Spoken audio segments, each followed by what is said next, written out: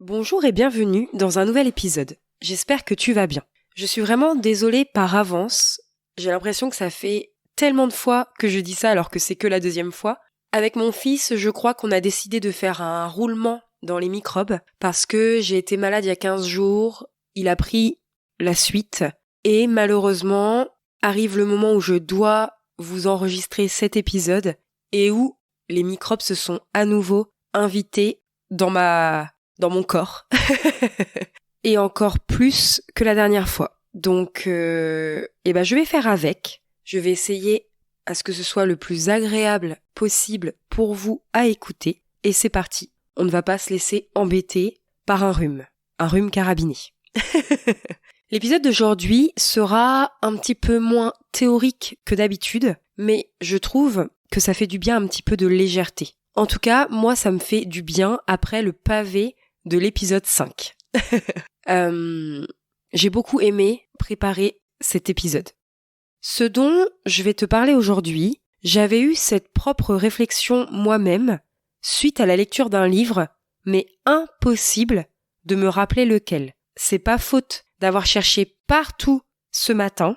Si un jour ça me revient, je mettrai la référence en description. On va parler de vacances, de voyage et surtout de comment ça peut te faire changer de regard sur la simplicité et sur le fait de mener une vie simple. Rien que de prononcer ces mots, j'ai hâte de partir. Dans quelques jours, à l'heure où tu écouteras cet épisode, on repartira pour notre première vadrouille de l'année à bord de Charlie, notre fourgon aménagé, et je peux t'assurer qu'on a tous les trois super hâte.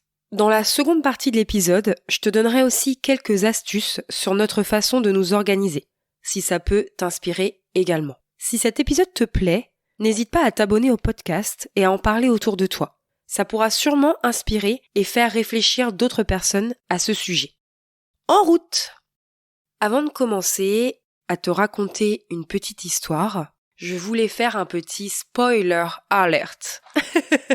Ça m'empêche pas de parler anglais tout ça, à ce que je vois.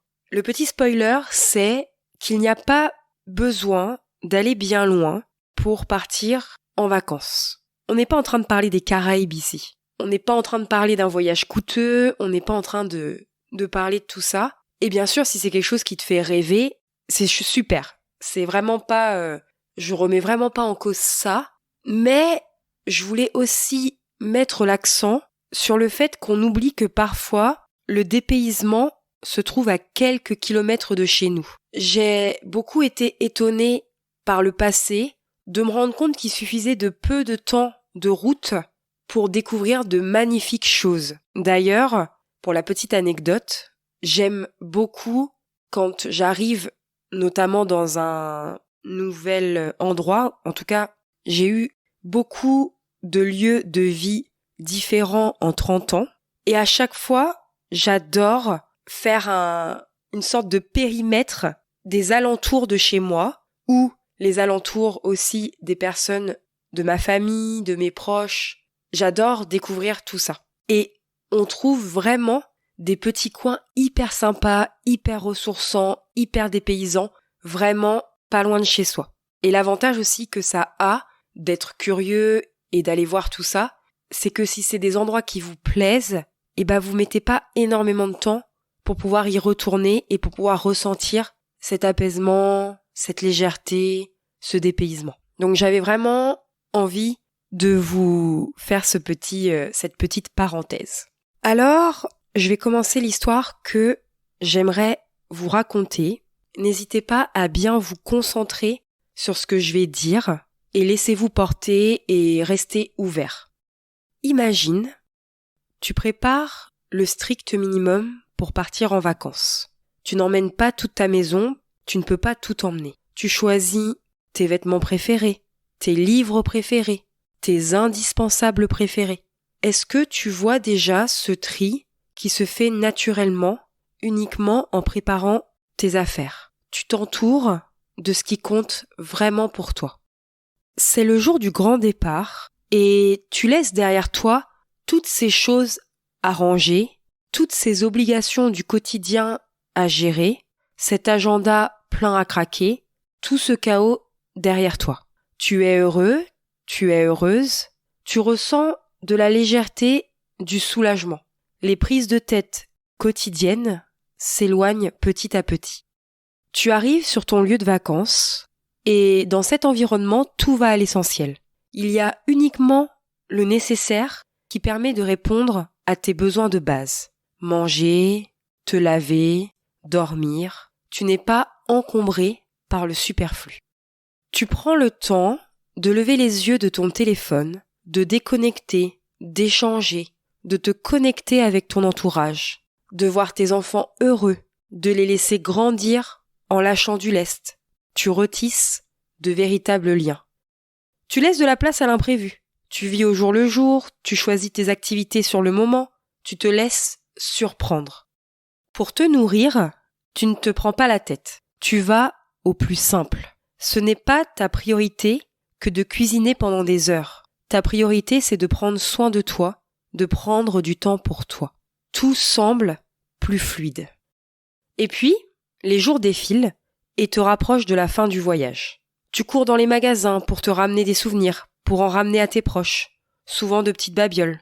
Et tu commences à remplir ta valise plus qu'à l'arrivée. Avant même de revenir chez toi, tout devient déjà plus lourd à porter. Et c'est l'heure de rentrer.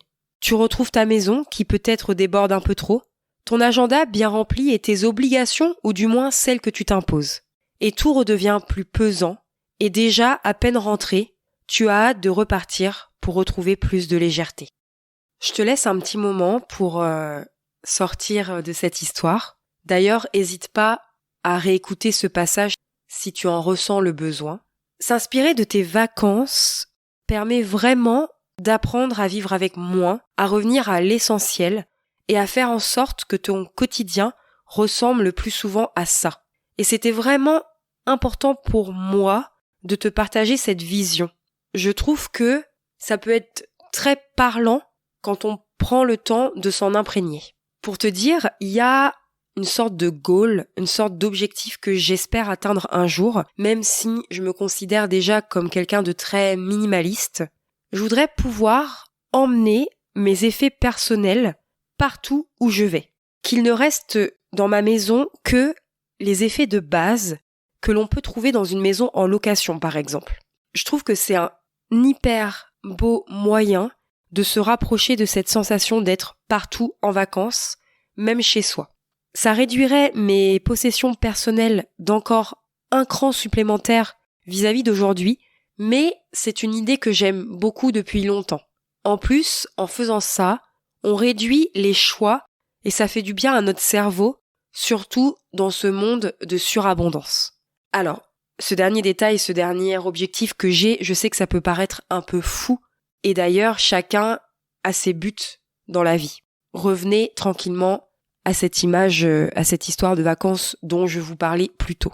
Et dernière petite précision par rapport à tout ça, je souhaite réduire mes possessions personnelles pour les emmener partout. C'est mon choix personnel. Je ne vais pas aller imposer ce choix à mon conjoint ou à mes enfants, à mon fils en l'occurrence, puisque j'ai qu'un seul enfant. Ce que je veux dire par là, c'est que c'est important de faire les choses pour vous et de pas imposer aux autres, mais plutôt de montrer l'exemple.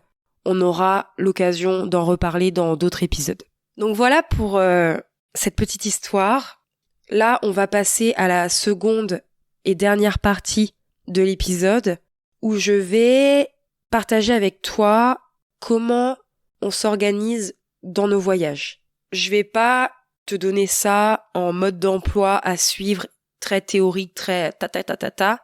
D'ailleurs, je me suis rendu compte en préparant certains épisodes précédents que j'avais tendance à vouloir tout le temps rentrer ce truc théorique et qui est très bien mais qui me correspond pas toujours forcément, ou en tout cas qui correspond pas à l'objectif premier que j'avais en créant ce podcast. Je voulais vraiment le créer avec plus de fluidité et voilà. Je dis pas qu'il n'y en aura plus d'épisodes tac, petit 1, petit 2, petit 3, mais j'aime bien renouer à travers par exemple cet épisode à quelque chose de plus spontané. Je pense que tu as compris l'idée. Alors, notre façon de voyager, elle peut pour certains être un peu singulière. même si ces derniers temps, ça a pris de l'ampleur, je trouve. On voyage majoritairement aujourd'hui avec notre fourgon aménagé. On lui a donné un petit nom, il s'appelle Charlie.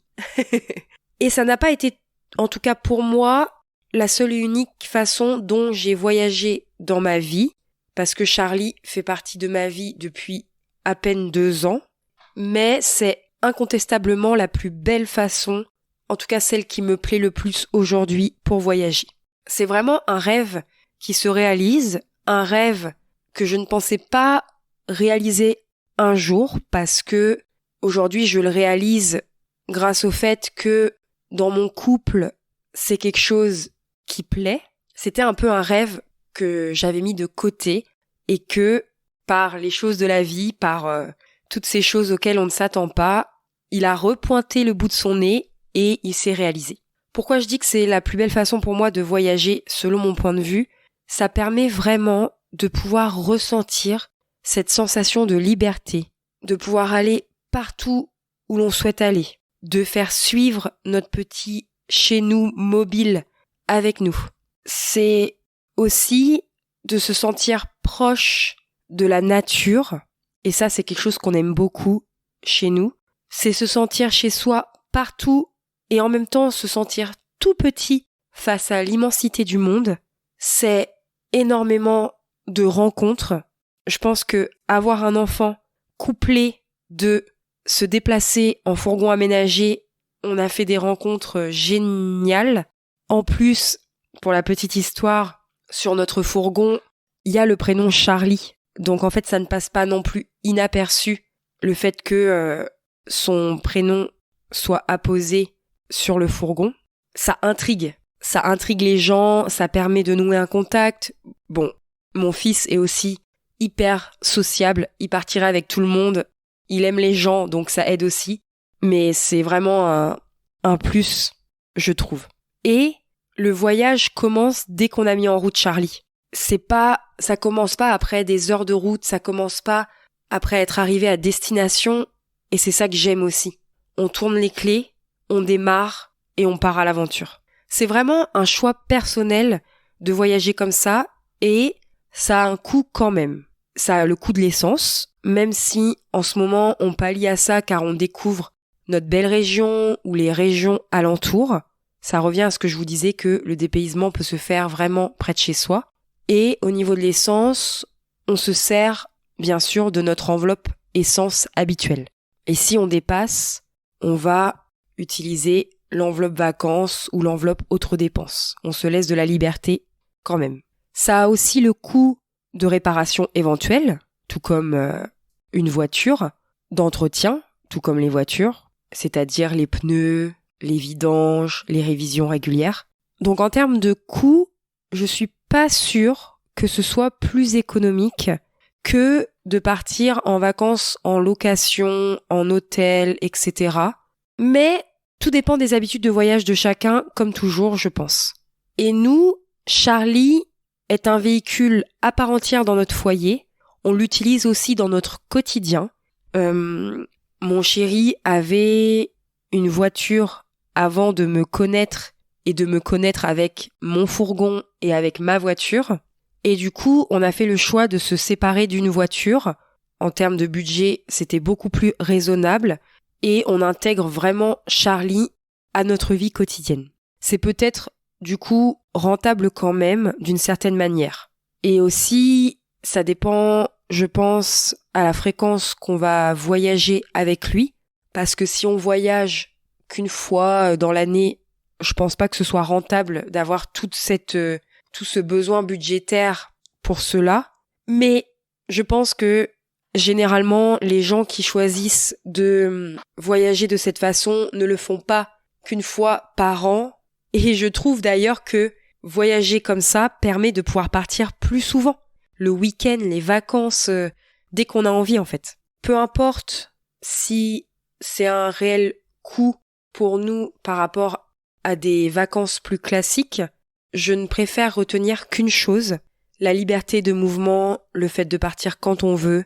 Et c'est aussi une façon hyper sympa de voyager de manière générale pour toutes les raisons que je vous ai expliqué précédemment. Donc ça, c'est vraiment la façon principale dont on voyage. Depuis peu, en tout cas pour la première fois cette année, on a rajouté la location, puisque après des années sans aller au ski, on y est retourné tous les trois. On a fait un séjour à Gérardmer dans les Vosges cette année et déjà j'étais hyper heureuse de pouvoir reskier après 15 ans sans le faire et surtout faire découvrir ça à mon petit garçon. Et on aurait pu partir avec Charlie, mais je trouve que, c'est pas le choix qu'on a fait. On a fait vraiment plus simple et on a loué un super Airbnb. C'était notre première expérience Airbnb, en tout cas seule, parce que moi j'ai déjà eu une expérience Airbnb avec des amis, mais là c'était notre première expérience de Airbnb seule. On est tombé sur un propriétaire top, sur un petit chalet avec une vue sur le lac de Gérardmer absolument magnifique. On est vraiment hyper satisfait de ce séjour en location au ski. Et si on peut se le permettre, on a envie de renouveler cette expérience pour pouvoir skier tous les ans. Et d'ailleurs inscrire Jules aux écoles de ski pour qu'il puisse apprendre lui aussi à skier. Ça lui a beaucoup plu le ski. Cette année, c'est moi qui lui a appris. J'ai vraiment été étonnée par sa facilité à apprendre au moins les bases. J'en ai pas fait un champion de ski, mais en tout cas, il a vraiment beaucoup aimé, il a pas eu peur. En tout cas, c'était génial et du coup, ça nous donne vraiment envie l'année prochaine d'aller approfondir tout ça et de nous pouvoir s'offrir un séjour dépaysant. Donc, voilà, je pense que la location, au moins une fois par an, va revenir dans nos habitudes de voyager. Et puis après, une dernière manière de voyager, mais qui est vraiment beaucoup plus ponctuelle, c'est les hôtels. Donc c'est vraiment plus occasionnel et ça va être pour tout ce qui est un peu escapade citadine.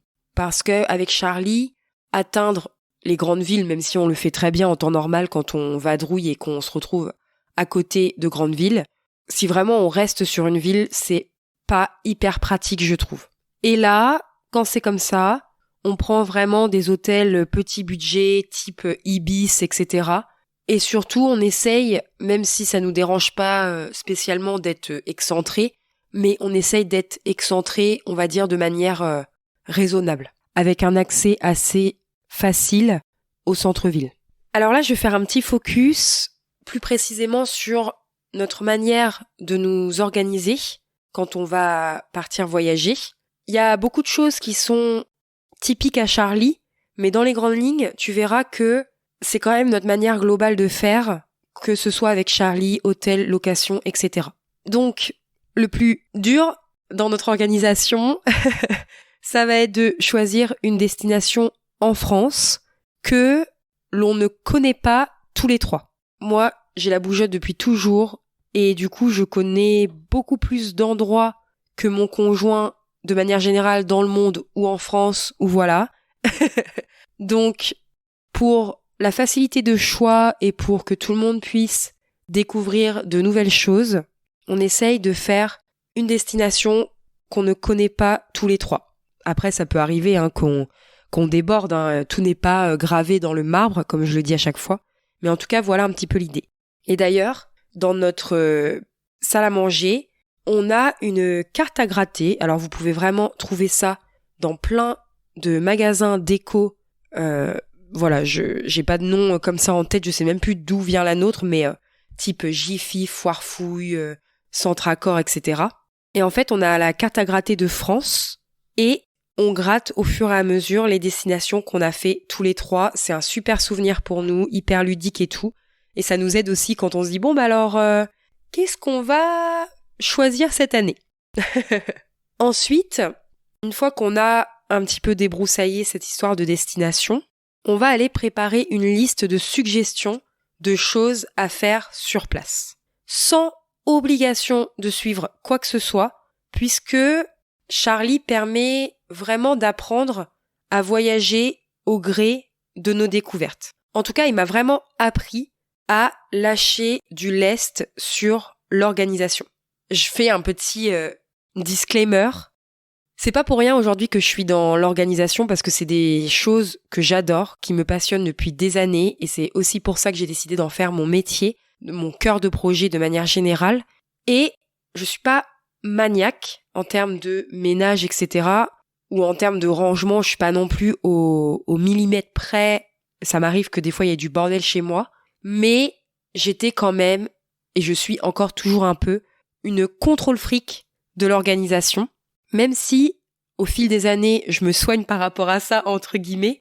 C'est pas une tare, y a aucun problème, mais je rigole de moi-même en disant ça. Parce que maintenant, ma vision de l'organisation a changé. Par exemple, je suis vraiment plus dans le sens acquérir de la simplicité que de venir rajouter des systèmes d'organisation, des systèmes d'organisation, des systèmes d'organisation. Mon credo à moi, c'est vraiment simplifie, simplifie, simplifie au maximum que tu peux, au maximum de tes besoins, de tes envies, etc. Et après, le reste, tu viens l'organiser. Et pourquoi je vous parle de tout ça par rapport à l'organisation d'un voyage ou de vacances? Parce que, déjà, l'organisation, si vous n'avez pas encore compris, c'est pas que organiser son chez-soi, ça comporte un panel très large de choses qui peuvent être organisées. Et j'ai perdu le fil de ce que j'étais en train de vous raconter, mais c'est pas grave. C'est ça aussi, de faire des choses un peu plus légères et un peu plus discussion entre toi et moi. Et puis je parle vous, et puis je dis tu, et puis c'est la fête au village. Mais c'est pas grave, j'assume.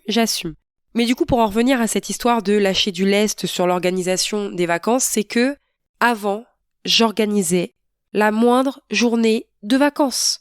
Tout devait être rempli, bon, pas non plus dans l'excessif, mais tout devait être rempli, alors que maintenant, je laisse beaucoup plus de place à l'imprévu. Et notamment grâce à cette liste de suggestions dont je te parle, que je ne suis pas toujours.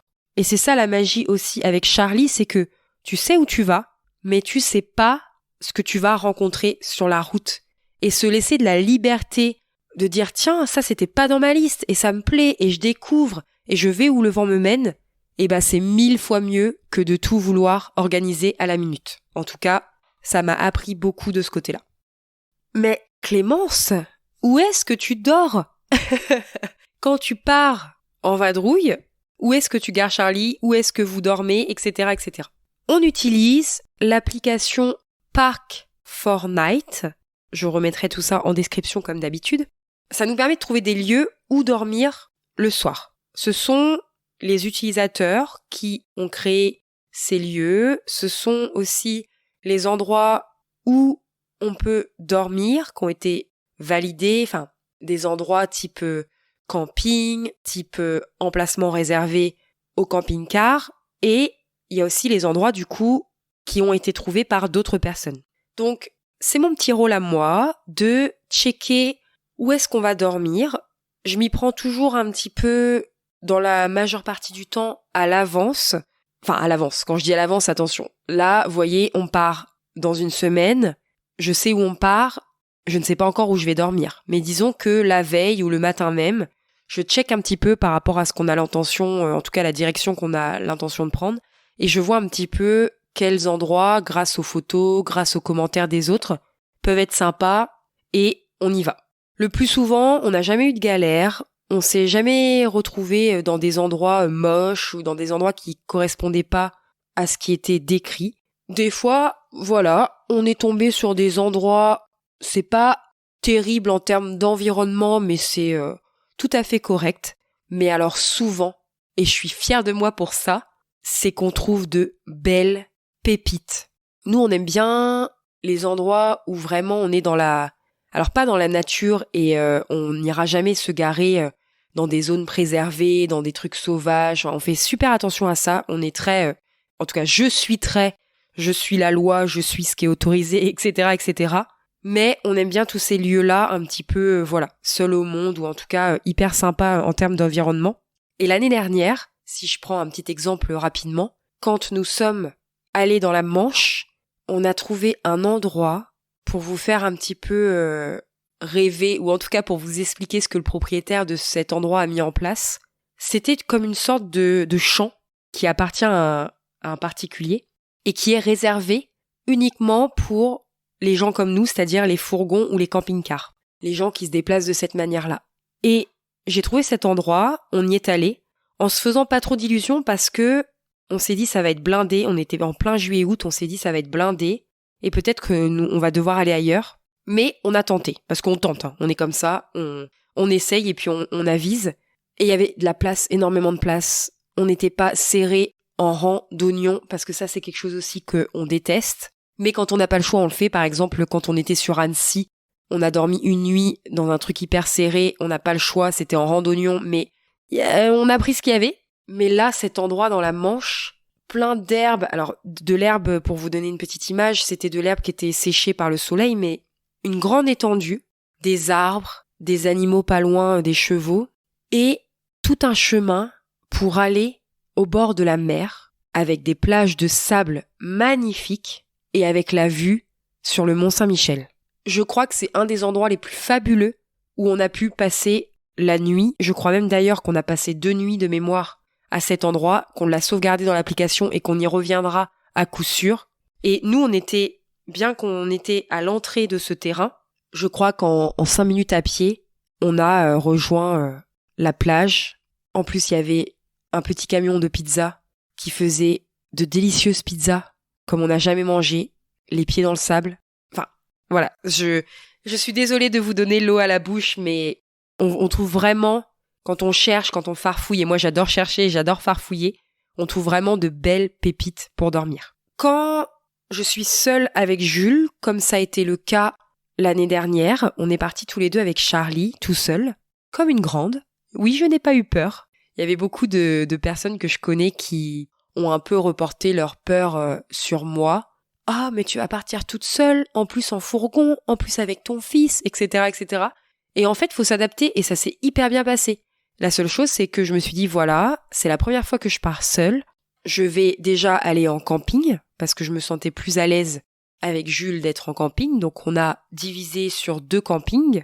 Et après, on a peut-être moins vadrouillé sur la route, mais on était dans Charlie, on a profité des alentours à pied, en vélo, et on a passé de super bons moments aussi.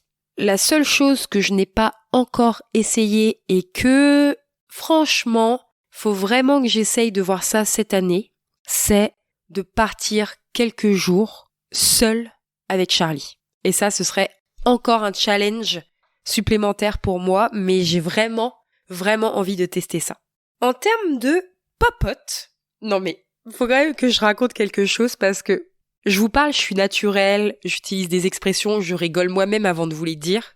Et j'ai une de mes amies, coucou ma belle Héloïse, si tu passes par là, je te fais un petit clin d'œil parce que elle écoute tous mes épisodes, elle vient me mettre un petit mot sur notre groupe WhatsApp, et en fait, elle arrive toujours à mettre le doigt sur des phrases qui lui ont fait rire, sur des mots que j'utilise qui lui l'ont fait rire, et j'adore en fait. Donc je suis désolée ma belle, mais j'étais obligée de te faire un petit coucou là parce que des fois quand je parle après, sans le dire, en continuant de parler, je pense à toi et je me dis ah, Héloïse, ça va grave lui plaire.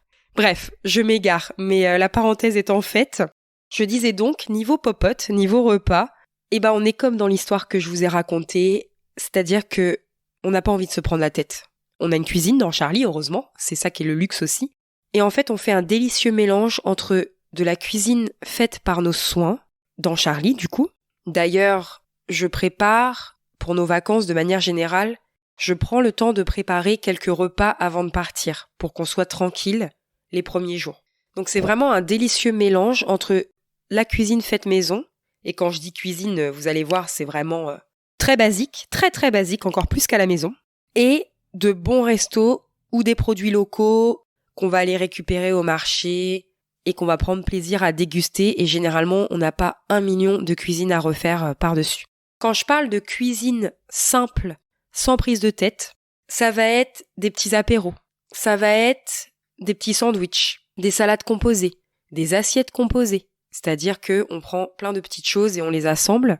Et puis ça va être les produits locaux dont je vous parlais, découverts sur le marché, et pareil, hyper simple à préparer. Et d'ailleurs, Jules a très bien assimilé les plats de vacances. C'est des plats qui nous arrivent de faire dans notre quotidien.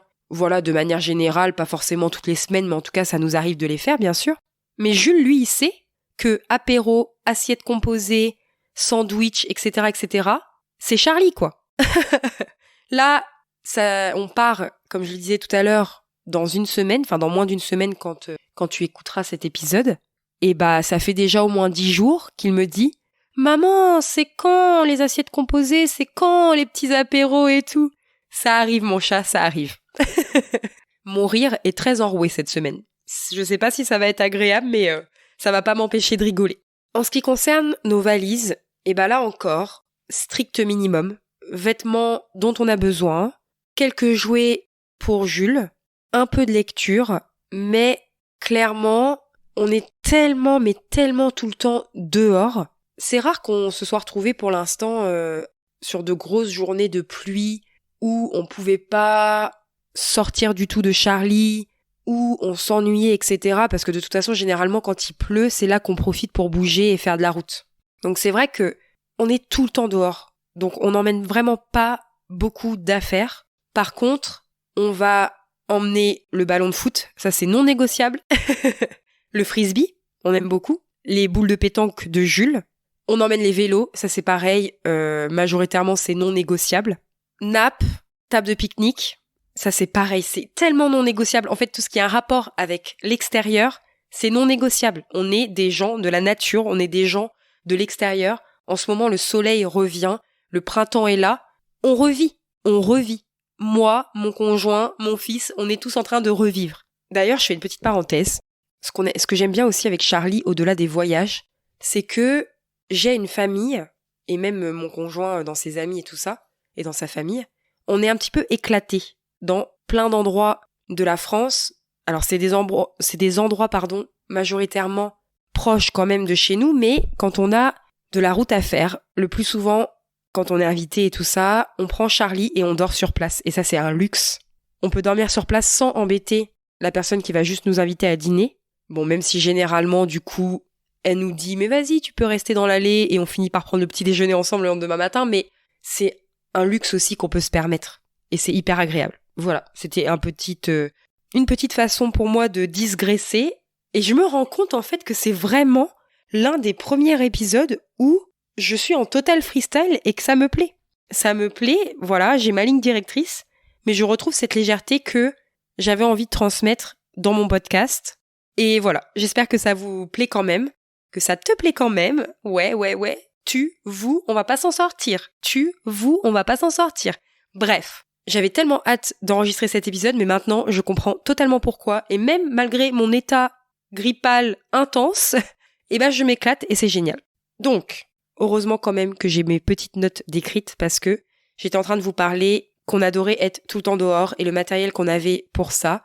Et clairement, pour la petite anecdote, Jules va, je pense, pour son plus grand bonheur, connaître beaucoup de parcs de jeux dans la France entière.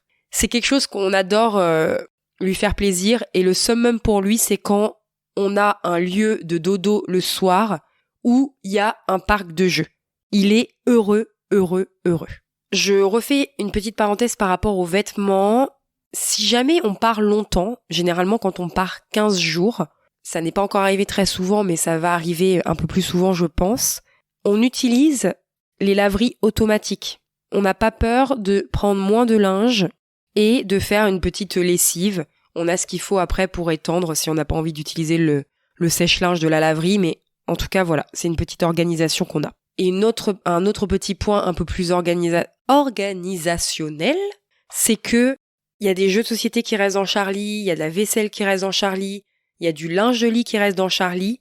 C'est dédié à Charlie et du coup, ça fait aussi moins d'affaires à organiser et à s'occuper. En termes de budget, au niveau des repas, on a le même budget qu'en temps normal. Pour ce qui est de ce qu'on va aller cuisiner nous-mêmes dans Charlie ou de ce qu'on va aller acheter au marché. C'est-à-dire 75 € à peu près la semaine. Pour les extras, type resto et compagnie, il y a une enveloppe vacances que j'alimente l'hiver. Comme ça, on sait que c'est pour se faire plaisir pendant nos vacances. Les activités qui vont être payantes, alors oui, je me rends compte en vous disant ça que j'ai oublié de vous préciser quelque chose. Je me suis dit, tiens, j'en ai pas parlé de ça. Alors, au niveau des activités, c'est vraiment un délicieux mélange. J'aime bien les délicieux mélanges. Je trouve ça tellement beau. C'est vraiment un délicieux mélange d'activités gratuites et d'activités payantes, avec plus de gratuit quand même, mais c'est pas une question de pas vouloir payer, c'est vraiment parce que on est majoritairement team découverte visuelle, nature, belle balade, etc. Donc on va quand même faire des activités payantes, mais ça va pas être la majorité de notre voyage. Et pour ces activités payantes, idem, je pioche dans l'enveloppe vacances. Au niveau du carburant, comme je disais tout à l'heure, on a l'enveloppe carburant du mois qui fait 200 € chez nous. Et si ça dépasse, pareil, on pioche dans l'enveloppe vacances. Et le petit bonus, c'est que chaque année, mon chéri, il a 120 € en chèque vacances avec son boulot. Donc ça complète vraiment bien notre budget pour les vacances. Et avant de conclure cet épisode et ce très délicieux moment que j'ai passé avec vous, je voulais parler des souvenirs pour faire écho à ce que je disais plus haut quand je racontais l'histoire. Il n'y a vraiment aucun jugement si tu te ramènes un magnette ou autre babiole qui peut être vendu dans les magasins de souvenirs. Le tout, je pense, c'est vraiment de choisir avec soin et réelle utilité ou réel coup de cœur, comme en fait n'importe quel achat. Chez nous, les souvenirs maintenant, c'est vraiment hyper simple. J'aime beaucoup écrire des cartes postales. Donc ça, c'est quelque chose que je prends plaisir à envoyer à mon entourage. Et le summum, c'est que je ramène de la bouffe à mon entourage. La bouffe, c'est la vie. J'adore qu'on me ramène des souvenirs de bouffe plus que des babioles. Et du coup, quand je pars en vacances, j'adore ramener des petites choses typiques de l'endroit où est-ce qu'on est allé et de le ramener à mon entourage. Donc carte postale, bouffe, et le plus souvent, même la majeure partie du temps, c'est ça qu'on ramène et le reste, tout est dans la tête et dans les quelques photos que l'on va avoir pris. Et ça, pareil, je me suis tellement calmée sur le fait de vouloir tout mitrailler dans mon quotidien de manière générale et surtout en vacances, que du coup, il n'y a pas forcément beaucoup de photos, mais tous les souvenirs sont dans la tête. On approche de la fin et franchement, à travers cet épisode, j'avais vraiment envie de t'aider à ouvrir ta réflexion concernant cette sensation de légèreté quand on part en vacances et cette sensation de lourdeur, d'accablement quand on revient et que la vie nous rattrape. On peut évidemment pas être tout le temps pour tout comme en vacances puisqu'il y a la vie du quotidien, mais mener une vie plus simple peut vraiment t'aider à t'y rapprocher le plus possible. J'espère aussi que tu pourras trouver un petit peu d'inspiration dans notre façon de voyager et de nous organiser. Dans tous les cas, merci d'avoir pris le temps d'écouter cet épisode jusqu'au bout. Je suis encore désolée pour ma voix, je sais pas du tout ce que ça va donner. On va voir, peut-être que ça va le faire. Mais ça me tenait vraiment à cœur de te l'enregistrer et qu'il soit disponible dès mardi, enfin, dès le jour où tu l'écouteras. J'espère qu'il t'a plu. N'hésite pas à le partager autour de toi et à laisser ton avis sur Apple Podcast ou Spotify. Tu peux également suivre toute l'activité du podcast sur mon site internet rubrique podcast et sur le compte Instagram clemessereine.podcast. Tous les liens sont en barre d'infos. À très bientôt pour un nouvel épisode.